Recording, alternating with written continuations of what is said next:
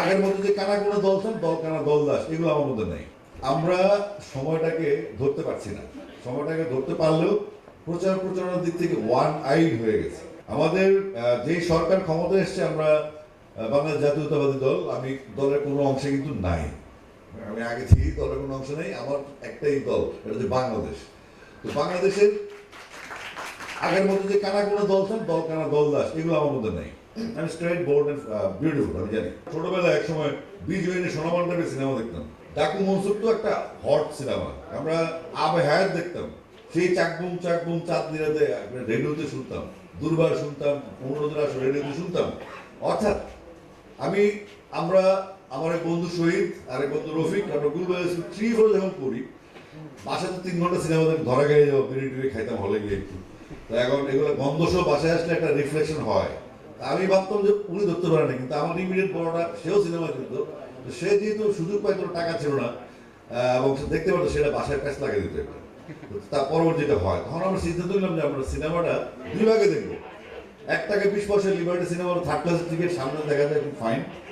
আর ওই দুজন 60 পয়সা আইসক্রিমের জন্য, বাদামের জন্য একটু, সেটা মেজাজ ছিল।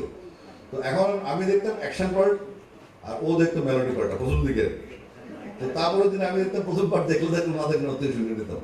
কিন্তু এই যে সিনেমার প্রতি আমাদের ছোট বয়সে অনুরোধ ছিল, আমরা কিন্তু আমাদের জেনারেশন টানতে পারছি না। এখন আমাদের বেবি শার্ক মামি শার্ক চলছে, কিন্তু আমাদের এমন একটা প্রজন্ম আছে যারা 52, 69, 71, 90 এবং 24, 18 সাল ধরতে হয় স্পেসিফিক্যালি।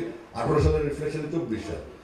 অর্থাৎ আমরা কিন্তু স্কুলিংয়ের সাথে বসবাস করি। তরুণ প্রজন্ম, নতুন প্রজন্ম, জেনজি, কামিং আলফা, এরা কিন্তু ভাবে, এরা কিন্তু দেশকে ভালোবাসে।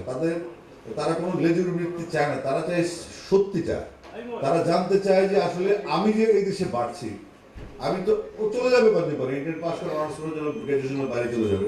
তাহলে এই যে মেধা পাচার হচ্ছে, তো তাদেরকে আমরা বাংলাদেশে রাখতে পারছি না কেন? আজকে আমাদের সিনেপ্লেক্সের যে শর্টেজ, সিনেপ্লেক্স সিঙ্গেল স্ক্রিন, যেটা বড় বড় হল থাকবে, 3000 2000 লোক সিনেমা দেখবে, একটা উল্লাস থাকবে। ইন্ডিয়াতে আপনি গেলেই দেখবেন, আমরা সবসময় গালি গালাজ করি যে এরে গালি করে গেলে, কিন্তু আমরা কিছু করি না, আমরা শুধু বলতে পারি। অর্থাৎ সিনেমা হল আমরা যেগুলো দেখতাম একসময়, আমরা গ্যারিসনের যে প্রত্যেকটা ক্যান্টনমেন্টে সিনেমা হল ছিল, এবং সেখানে আমাদের ফ্যামিলির লোকজন সুন্দর দেখতে পারতো। আমার মনে হয়েছে আমি দর্পচূর্ণ দেখতে গেছিলাম দ্বীপে কি সিনেমা হলে। এইসব সিনেমা তো আমার মাথার ঢোকে না, মারপিট নাই কিছু, সারাক্ষণ কথা বলে। কিন্তু আমার বন্ধুদের সাথে যেতাম আমি অ্যাম্পলিফাই হিসেবে। অ্যাম্পলিফাই মানে আমাদের মিউজিকে বলে পাওয়ার দেয়, সাথে থাকা আর কি।